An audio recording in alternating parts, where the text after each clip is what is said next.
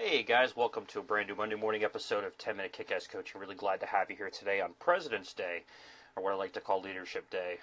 Presidents have been our leaders of our country for a very long time, and today is a day to honor and respect all those that have come before to lead and mentor our country, regardless of where your political beliefs are.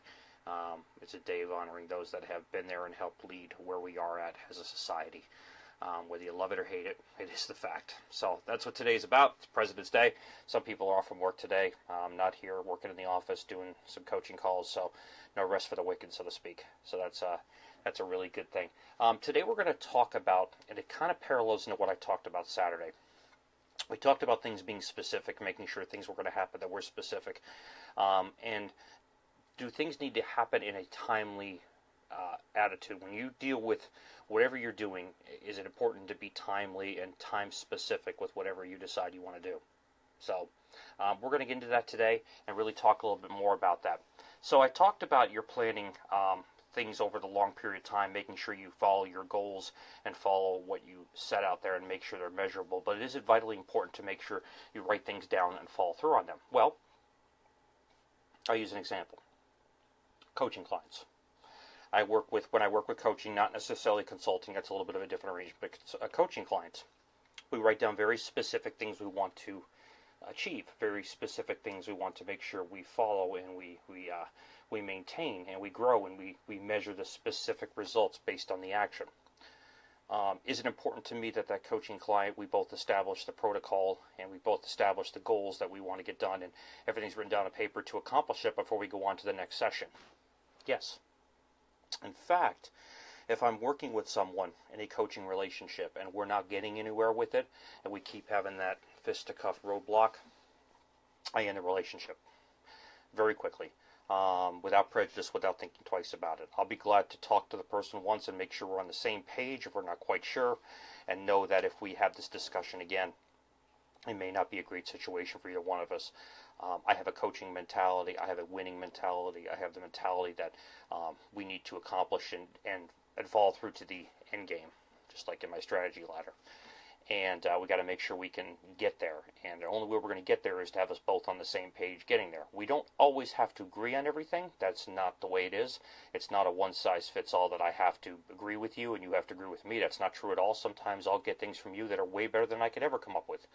But at the end of the day, my job is to help guide you down that roadway of your business and mentor you, if you will, or help get you there, be in the, not necessarily the driver's seat, but definitely be in the passenger seat and teaching you some driving skills, which my driving skills aren't always that great, literally, but my coaching skills I've been pretty fortunate about. So is it important to follow those goals when you're in a relationship, follow what you've written down to the letter time after time? Yes. There are times where you can change things. There are times when you can not be as tangible. Some things may change. You might have a very busy month where things kind of get put on the back burner a little bit. Fine. You communicate that things are on the back burner because of this, and you can't necessarily proceed at the pace you were proceeding before because you're just too busy. And that does happen, and you need to take care of business. First and foremost, you need to bring in revenue into your business. But in general terms, you should follow what is on that plan of action. That's really what it is. That's what's on your paper. Is you're saying, I will do this, this, and this to get to this. And if I don't do this, this, and this, I'm never going to get to that. And if I do, it's just by dumb luck, which we all know is pretty much never going to happen.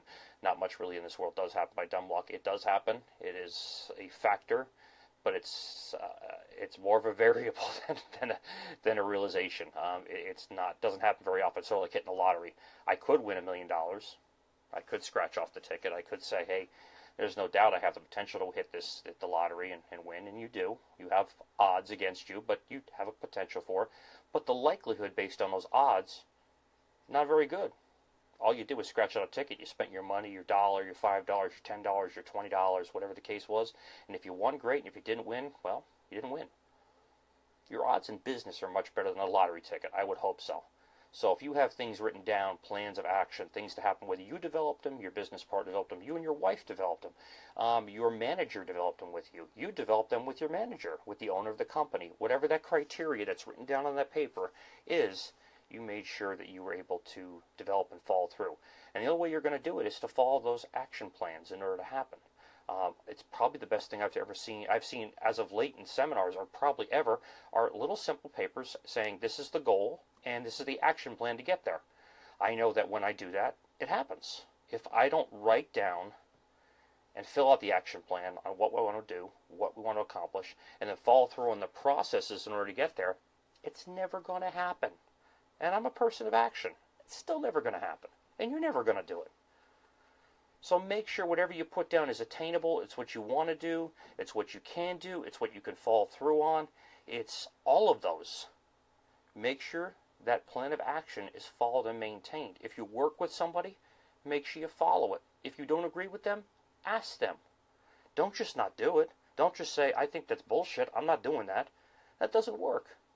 Make sure you follow through. And if you go, again, don't agree with them or say this doesn't apply to my business, or I think this is wrong, or this is whatever it is, you talk to the person that's coaching you, mentoring you, helping you, your partner, whatever that happens to be. Whoever that person happens to be in your life that helped design those goals. If you don't agree, you got to talk about it. It's called communication. It's very, very important. You can't get through life without it.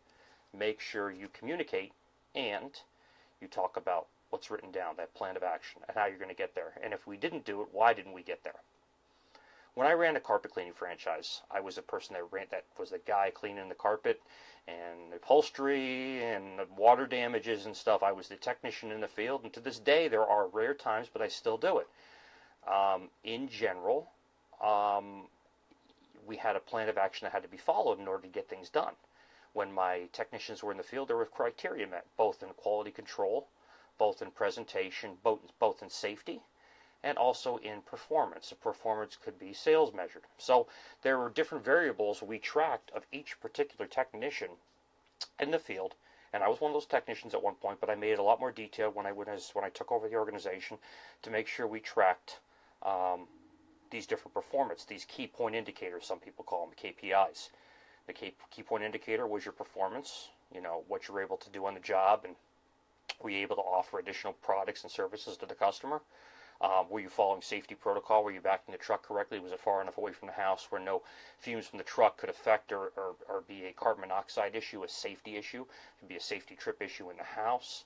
Was the truck stocked correctly? Was it maintained right? Were you showing up to jobs on time? Were you effectively communicating?